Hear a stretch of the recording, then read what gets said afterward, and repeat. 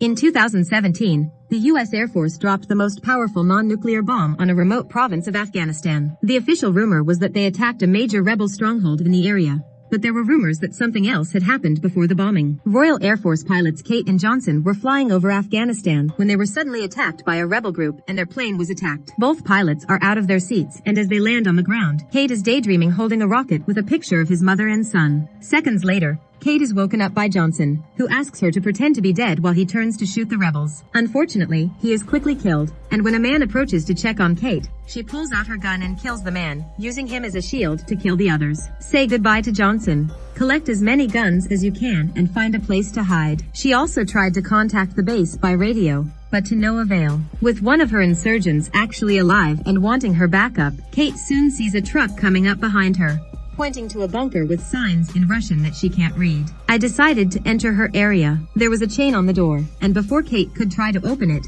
the rebels came and opened fire, forcing Kate to hide and fight back. After exchanging some bullets, one of the rebels throws a missile, which hits the door and opens it, giving Kate a chance to sneak in. The gunmen are after her, but the elevator is working. Kate must carefully descend the stairs to reach deeper underground. Here she finds more signs written in Russian and some beds, but a set of gas masks, and we also found the corpse of a scientist. On her desk is a note in strange Russian and her USB stick that Kate wants to take with her. Insurgents also descended and found mundane things like dining halls. This suggests that those who were here left in a hurry. They also found a dead body in a bed deep inside the bunker. Eventually, they find Kate running for cover while the rebels turn on their lights, scatter and knock out the man and open fire with your gun.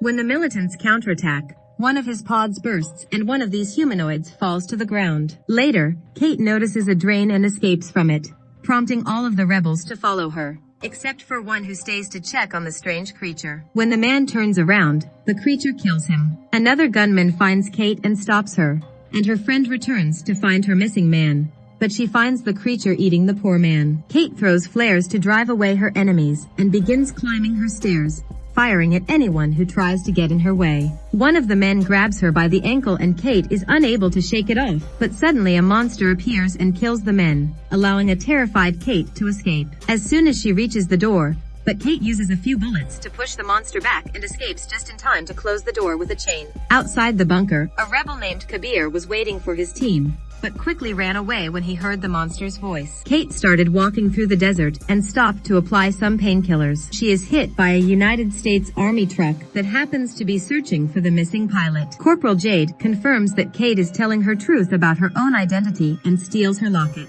Sergeant Hook promises to take care of her Kate. The group returns to base in the morning, where Kate meets with Major Finch in charge. He doesn't believe Kate's story, even though Hook vouches for her, but receives a thumb drive. After Kate leaves the tent, Finch calls his boss to report any unusual activity in the area. Kate approaches Jade to retrieve the locket while other soldiers bring Kabir in for questioning. Jade denies having it, causing a fight that does not stop until Hook orders Jade to return the rocket. Hook then explains that this team is made up of outcasts. Kate then goes to Wilkes to have her wounds examined. Wilkes admits it doesn't look like a bullet. Kabir is also in this tent, but when Kate asks him to endorse her story, he does not answer and clearly does not understand her. Wondering why it's there, Kate explains that it's very hidden and, using her photographic memory, begins writing in Russian the signs she sees. Suddenly, Kabir reveals that she also speaks English and Russian and explains that her sign says no trespassing. He also finally confirms Kate's story. The other soldiers are confused because if the bunker is Soviet, then it must be about 30 years old, and without supplies you can't survive there for long.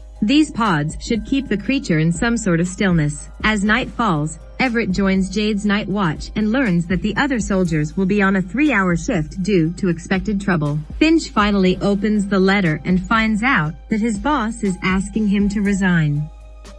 Angered, he called and was told that his boss wanted the contents of his USB stick, but he didn't send it until he was explained, and was shocked to hear the truth. Meanwhile, Kate and Wilkes interrogate Kabir, who explains that he didn't shoot anyone. He's just a driver who worked for the mob to protect his family. Hook checks on his men and sends Private to free Everett. However, as soon as he turns around, Everett hears a noise and realizes that the soldiers have disappeared, leaving only blood behind. He realizes that the swarm has invaded the base. The entire team quickly moves into position and opens fire, leaving Kate wondering if the monster managed to track her down.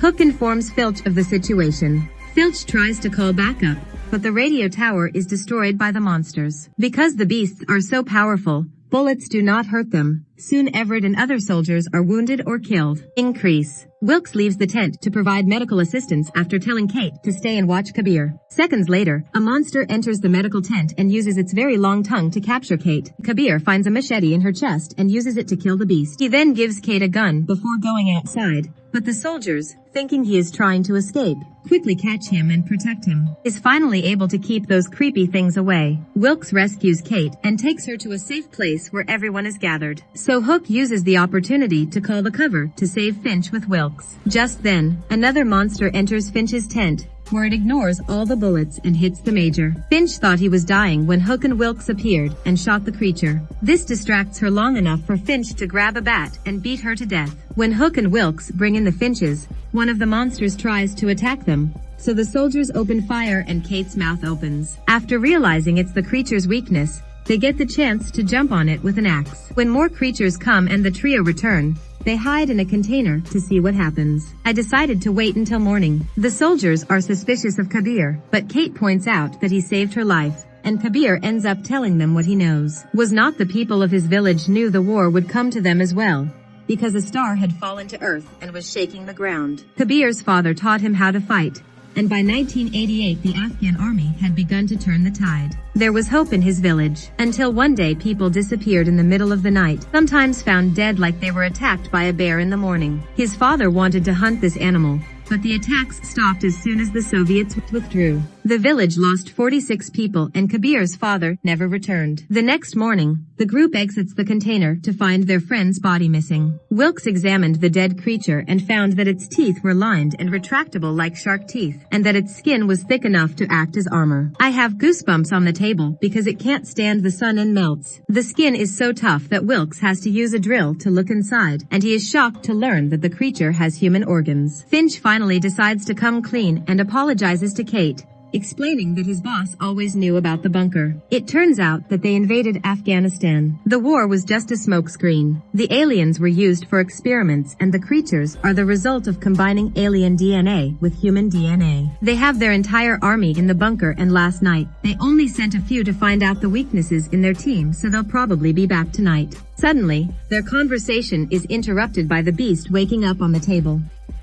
Using its tongue, it grabs Kate again and puts her in a sort of trance, which Kabir and the soldiers push away in an attempt to stop it. Finch grabs a grenade and jumps on the beast to kill it. Afterwards, the soldiers finally free Kabir's hand as they gain confidence after seeing him fight. Kate gets dizzy and she confesses that she felt like her creature was touching her, presumably to learn her strategy. But she has an advantage. She knows where the nest is. Kate, Hook, Jade, Wilkes, Jones, and Bromhead all have their soldiers left, but they have enough to bomb the bunker, and Kabir wants to avenge his father, so he asks them to go with them. When they reach the bunker, they throw in a bomb and leave to detonate it, but Kate accidentally drops the rocket and Hook returns to pick it up. Believing they've lost their leader, the team prepares to explode, but Hook suddenly radios them to make sure he's still alive. The team agrees, but Kate changes everyone's mind by pointing out that Hook would have done the same for her. Wilkes stays in the truck so he can push and pull the broken elevator for his team,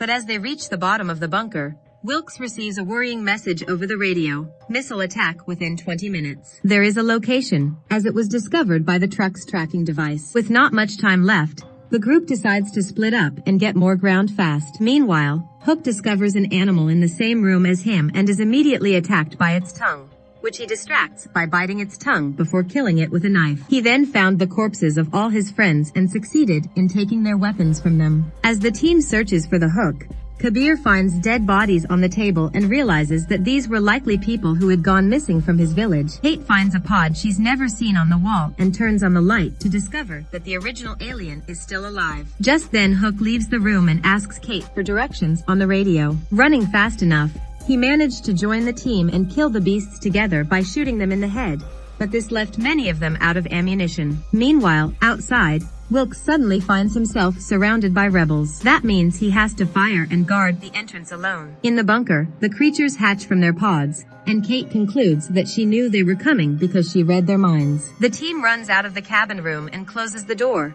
but the creature slams the door with overwhelming force. So Jones stays behind and holds the door so the team can escape. When the group arrives at the elevator, they find that Jade is gone, and Hook gives the team 2 minutes to escape. After telling her to leave if she doesn't come back within, Jade decides to return to her. A second punch appeared behind her. By the time the Hook arrived, it was too late. The beast killed Jade. Realizing that Jones can no longer hold the door, Hook begins fighting the creature with the tools he has found while Jones lets go of the door before detonating a bomb and knocking everyone down.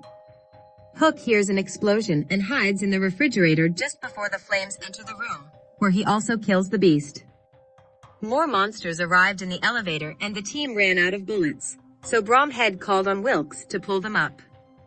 We are fighting hand-to-hand combat.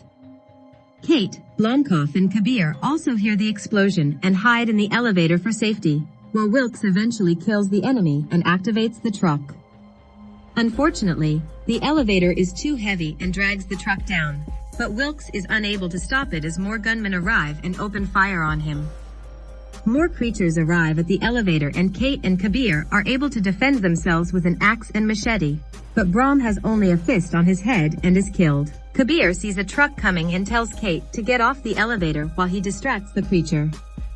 When the truck finally crashes, you die along with all the monsters.